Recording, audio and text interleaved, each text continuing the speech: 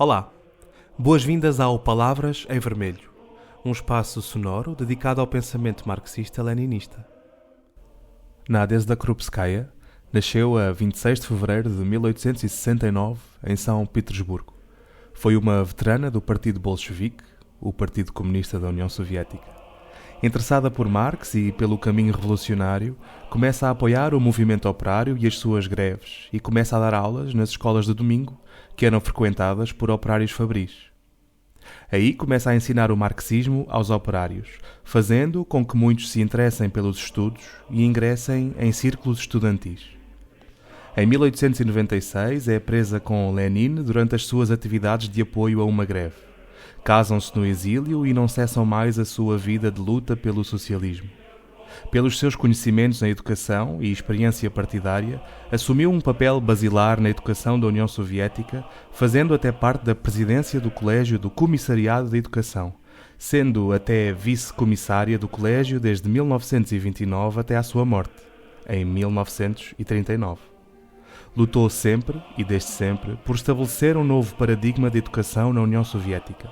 Uma educação verdadeiramente pública, socialista, justa, abrangente e universal, focada em acabar com o analfabetismo e com a discriminação de classe. Para dar nota desta relevância, não apenas no que toca às questões da educação, mas também no que concerne à construção do socialismo, e passando para o texto de hoje, que foi escrito em 1925 e é intitulado As Lições de Outubro, Krupskaya faz o ponto de situação da Revolução àquela época e responde de forma assertiva e dura a um livro com o mesmo nome, escrito por Trotsky, chegando mesmo a apontar as fracas capacidades de Trotsky em fazer uma análise marxista. A camarada Krupskaya lutou também de forma ávida, juntamente com outras camaradas, pela emancipação das mulheres, e por isso considero fortemente redutor e até ofensivo para com ela e para com a sua luta diminuir a camarada Krupskaya como sendo apenas a esposa de Lenin. Nenhuma mulher merece ser reduzida a ser apenas a esposa de alguém, mesmo que esse alguém seja o camarada Lenin, obviamente. Muito menos quando essa mulher e a sua obra têm a dimensão e a relevância que Krupskaya tem. Seguindo este raciocínio, e para não ser eu, um homem, a dar voz às palavras de uma mulher, segue-se então o texto de hoje na voz da camarada Filipa Peixoto. As Lições de Outubro, escrito por Nadezhda Krupskaya em 1925. Há 2 anos, Vladimir Ilich, falando numa reunião plenária do Soviete de Moscovo, disse que agora estávamos a trilhar o caminho do trabalho prático, que não estávamos mais a tratar o socialismo como um ícone apenas para ser descrito em cores brilhantes. Devemos tomar a estrada certa, disse ele. É necessário submeter tudo à prova. As massas e toda a população devem testar os nossos métodos e dizer, sim, esta ordem das coisas é melhor do que a antiga. Essa é a tarefa que nós estabelecemos para nós. O nosso partido, um pequeno grupo em comparação com a população total, assumiu essa tarefa. Este pequeno grupo comprometeu-se a mudar tudo, e de facto ele mudou tudo. Isto não é uma utopia, mas uma realidade que vivemos. Todos nós já vimos o que foi feito.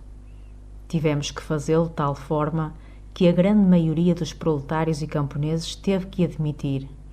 Não é o partido que se elogia, mas nós que o louvamos. Dizemos que o partido alcançou tantos resultados melhores que nenhum ser humano razoável jamais pensaria em retornar à velha ordem. O partido trabalha contínua e incansavelmente. Em 1924, o evento do recrutamento de Lenin mostrou-nos que as massas trabalhadoras consideram o Partido Comunista como sendo o seu partido. Esse é um ponto importante. Esta é uma conquista real e permanente, o que por si só não é um pequeno elogio. No país, já somos louvados por muitas coisas, embora essas coisas ainda sejam pequenas. O nosso partido dedica muita atenção ao campesinato, mas também aos estratos mais pobres e médios. O partido está a trabalhar para a melhoria do aparelho soviético subordinado, o que ajuda os núcleos da aldeia no trabalho e espera conseguir muito. O partido realiza uma grande quantidade de trabalho prático, toda a descrição, que compreende um enorme campo de atividades e orienta a locomotiva da história ao longo da estrada apontada por Lenin. O partido dedicou-se seriamente à realização de trabalhos práticos. Sob nossas condições, esta é uma tarefa extremamente difícil, e é por isso que o partido é tão hostil a qualquer discussão. Por esta razão, o discurso do camarada Trotsky na última barricada parecia tão estranho para a 13ª Conferência do Partido. E por esta razão, uma grande indignação foi despertada pelos últimos esforços literários do camarada Trotsky.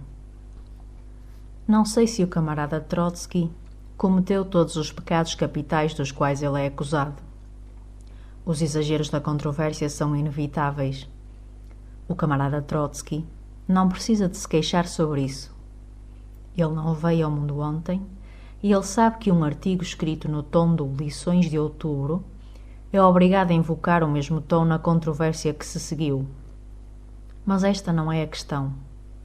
A questão é que o camarada Trotsky nos convida a estudar as lições de outubro, mas não estabelece as linhas certas para o estudo. Ele propõe que estudemos o papel desempenhado por esta ou aquela pessoa em outubro, o papel desempenhado por esta ou aquela tendência no Comitê Central, etc., mas isso é o que não devemos estudar. A primeira coisa que devemos estudar é a situação internacional, tal como existia em outubro, e as relações das forças de classe na Rússia naquela época. O camarada Trotsky convida-nos a estudar isso? Não. E, no entanto, a vitória teria sido impossível sem uma profunda análise do momento histórico, sem um cálculo das reais relações de forças. A aplicação da dialética revolucionária do marxismo às condições concretas de um determinado momento, a estimativa correta desse momento, não apenas do ponto de vista do país, mas a nível internacional, é a característica mais importante do leninismo. A experiência internacional da última década é a melhor confirmação da veracidade deste processo leninista. Isto é o que devemos ensinar aos partidos comunistas de todos os países, e é isso que os nossos jovens devem aprender com o estudo de outubro. Mas o camarada Trotsky negligencia esta questão. Quando fala da Bulgária ou da Alemanha, ele ocupa-se pouco com a estimativa correta do momento. Se considerarmos os acontecimentos através dos óculos do camarada Trotsky, parece extremamente simples orientar os eventos. A análise marxista nunca foi o ponto forte do camarada Trotsky. Esta é a razão pela qual ele subestimou o papel desempenhado pelo campesinato. Muito já foi dito sobre isso. Devemos estudar ainda mais o partido em outubro. Trotsky diz muito sobre o partido, mas para ele o partido é a equipa dos líderes, as cabeças. Mas aqueles que realmente desejam estudar outubro devem estudar o partido como foi em outubro. O partido era um organismo vivo, no qual o Comitê Central não era descolado do partido e no qual os membros das organizações mais baixas estavam em contacto diário com os membros do Comitê Central. Os camaradas Sverdlov e Stalin sabiam perfeitamente o que estava a acontecer em todos os bairros de Petrogrado, em cada província e no exército. E Lenin também sabia tudo isto, embora vivesse ilegalmente. Ele foi mantido bem informado e recebeu cartas sobre tudo o que ocorreu na vida da organização. E Lenin não sabia apenas como ouvir. Ele também sabia muito bem como ler nas entrelinhas. A vitória foi possível graças, precisamente, ao facto de haver um contacto próximo entre o Comitê Central e a organização coletiva. Um partido cujo estrato superior tivesse perdido contacto com a organização nunca teria sido vitorioso. Todos os partidos comunistas devem gravar isto em si e organizar-se de acordo. Onde o partido é tão organizado, onde a equipa conhece a vontade da organização coletiva e não apenas das resoluções, e trabalha em harmonia com essa vontade, as vacilações ou erros de membros individuais dos secretários não possuem significado decisivo atribuído a eles pelo camarada Trotsky. Quando a história confronta o partido com uma emergência totalmente nova, e até agora sem precedentes, é natural que a situação não seja uniformemente estimada por todos, e então é tarefa da organização encontrar a linha comum correta. Lenin invariavelmente atribuiu enorme importância à organização coletiva do partido e as suas relações com as conferências do partido basearam-se nisso. Em todas as conferências do partido, ele apresentou tudo o que ele pensou desde a última. Ele responsabilizou-se principalmente pelas conferências, pela organização como um todo. Em casos de divergências de opinião, apelou para a conferência do partido, como, por exemplo, na questão da paz de Brest. Trotsky não reconhece o papel desempenhado pelo partido como um todo, como uma organização lançada numa só peça. Para ele, o partido é sinônimo dos funcionários. Tomemos um exemplo. O que é a bolchevização do Partido Comunista? E ele pergunta nas lições de outubro. É educar os partidos e assim escolher os seus líderes que não saem dos trilhos quando o seu outubro vier. Este é um ponto de vista puramente administrativo e totalmente superficial. Sim, a personalidade dos líderes é um ponto da maior importância. Sim, é necessário que os mais talentosos, os melhores e os mais firmes dos nossos membros sejam selecionados para o nosso secretariado. Mas não é apenas uma questão de capacidades pessoais, mas uma questão de saber se a direção está intimamente ligada a toda a organização. Há outro fator graças ao qual conseguimos a nossa vitória em outubro, e essa é a estimativa correta do papel e da importância das massas. Se lermos tudo o que Lenin escreveu sobre o papel desempenhado pelas massas na Revolução e no desenvolvimento do socialismo, veremos que a estimativa sobre o papel desempenhado pelas massas é uma das pedras angulares do leninismo. Para Lenin, as massas nunca são um meio, mas o fator decisivo. Se o partido for para liderar milhões, deve estar em contacto direto com esses milhões. Deve ser capaz de compreender a vida, as dores e as aspirações das massas. Bela Kun relata que quando começou a falar com Lenin sobre uma guerra revolucionária contra a Alemanha, Lenin respondeu: "Eu sei que não és um mero tagarela. Vai até à frente de batalha e vê se os soldados estão prontos para uma guerra revolucionária." Bela Kun foi até à frente de batalha e viu que Lenin estava correto. Não encontramos nenhum apelo para o estudo deste aspecto da Revolução de Outubro nas lições de outubro. Pelo contrário, ao formular a sua estimativa dos eventos alemães, o camarada Trotsky subestima a passividade das massas. Um certo Sirkin colocou uma interpretação muito absurda no livro de John Reed. Muitas pessoas são da opinião que não devemos colocá-lo nas mãos dos jovens, porque contém imprecisões e lendas. A história do partido não deveria ser aprendida com Reed. Mas então por que é que Lenin recomendou esse livro tão calorosamente? Porque no caso do livro de John Reed, esta questão não é o ponto principal. O livro dá-nos uma descrição excelente e artística da psicologia e das tendências do sentimento entre as massas das Forças Armadas e os trabalhadores que realizaram a Revolução de Outubro e a torpeza da burguesia e seus servos. John Reed permite que o mais jovem comunista aprenda o espírito da Revolução muito mais rapidamente do que a leitura de dezenas de protocolos e resoluções. Não basta que a nossa juventude conheça a história do partido. É da mesma importância que eles sintam o pulsar da Revolução de Outubro. Como podem os nossos jovens tornar-se comunistas se não conhecem nada mais do que as condições do partido na sua importação mais estreita e não sentem o que a guerra e a revolução foram? O camarada Trotsky aborda o estudo de outubro pelo lado errado. A estimativa incorreta de outubro está apenas a um passo de uma estimativa errada da realidade e de uma série de fenómenos de imenso significado. A estimativa errada da realidade leva a decisões e ações erradas. Qualquer um pode compreender isso. O que aconteceu não pode ser desfeito. Uma vez que as lições de outubro viram a luz do dia, elas devem ser totalmente discutidas na imprensa e na organização do partido, e isso deve ser feito de forma acessível a todos os membros do partido.